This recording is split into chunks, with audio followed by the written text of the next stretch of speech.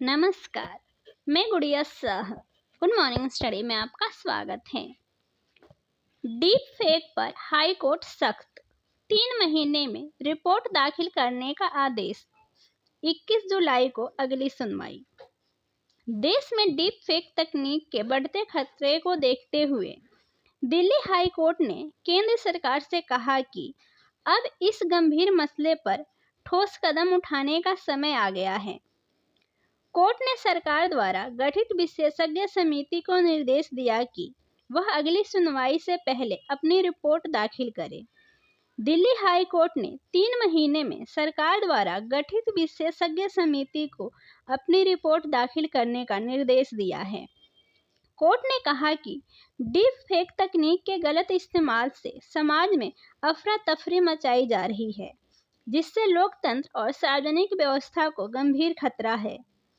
Chief justice DK. Upadhyay और justice Tushar Rao Gerla की bench ने मामले की सुनवाई करते हुए केंद्र सरकार से जवाब तलब किया।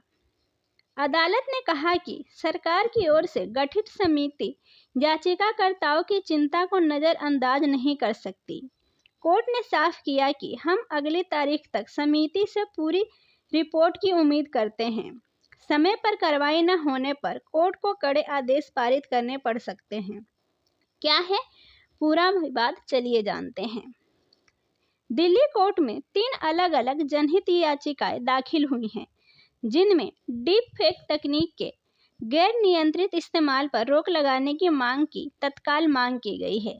याचिकाकर्ता का कहना है कि इस तकनीक के जरिए फर्जी वीडियो, ऑडियो और फोटो बनाए जा रहे हैं, जिससे जनता को गुमराह किया जा रहा है और समाज में अव्यवस्था फैल रही है। दिल्ली हाई कोर्ट में दाखिल याचिका में जताई गई चिंताएं क्या हैं, चलिए जानते हैं। दिल्ली हाई कोर्ट में दाखिल याचिका में याचिकाकर्ता ने मांग की कि डीप फेक तकनीक पर नियंत्रण के लिए सख्त कानून बनाए जाए। कोर्ट में दाखिल याचिका में कहा कि डीप फेक तकनीक का बेकाबू इस्तेमाल लोकतंत्र, समाज और नागरिकों की निजता के लिए गंभीर खतरा बन चुका है। इससे दुष्प्रचार फैलकर लोकतांत्रिक प्रक्रियाओं को कमजोर किया जा रहा है।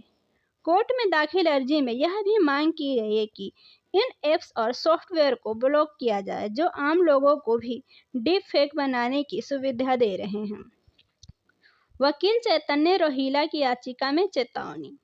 वकील चैतन्य रोहिला ने अपनी याचिका में कहा कि आर्टिफिशियल इंटेलिजेंस और डीप फेक तकनीक के दुरुपयोग पर समय रहते रोक नहीं लगी तो देश को बड़े संकट का सामना करना पड़ सकता है। उन्होंने सुझाव दिया कि सरकार को एक व्यापक नीति बनानी चाहिए, जिसमें डीप फेक कंटेंट बनाने, साझा करने और प्रसारित करने पर सख्त सजा का प्रावधान हो। केंद्र सरकार का पक्ष और गठित समिति की स्थिति क्या है, चलिए जानते हैं। केंद्र सरकार की ओर से पेश वकील ने बताया कि इलेक्ट्रॉनिक और सूचना प्रौद्योगिकी मंत्रालय ने 20 नवंबर 2024 को एक उच्च स्तरीय समिति का गठन किया था। अब तक इस समिति की 2 बैठकें हो चुकी हैं। सरकार का कहना है कि यह एक तकनीकी रूप से जटिल मुद्दा है, जिस पर गहराई से अध्ययन जरूरी है। इसलिए सरकार ने अदालत से 3 महीने का अतिरिक्त समय मांगा है। दिल्ली हाई कोर्ट ने जताई असंतुष्टि, दिखाया सख्त रुख।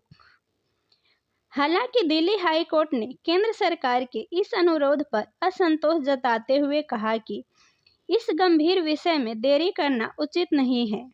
कोर्ट ने समिति को याचिकाकर्ताओं द्वारा सुझाए गए उपायों पर भी विचार करने का निर्देश दिया और कहा कि अगली सुनवाई 21 जुलाई से पहले रिपोर्ट दाखिल की जाए।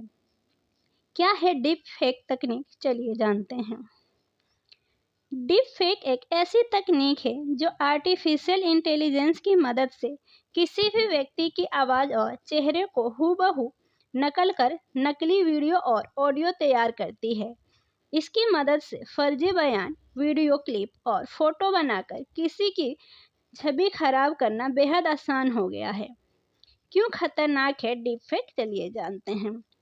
हाल के दिनों में कई नामी हस्तियों के deep fake video social media पर वायरल हुए हैं। इससे व्यक्ति विशेष की प्रतिष्ठा को नुकसान पहुंचाने के साथ साथ समाज में भ्रम और अविश्वास का माहौल बनता है। चुनावी प्रक्रिया, राष्ट्रीय सुरक्षा और व्यक्तिगत गोपनीयता पर भी इसका गहरा प्रभाव पड़ता है। ऐसी ही अन्य खबरों की जानकारी के लिए हमारे चैनल पर बने रहें। धन्यवाद।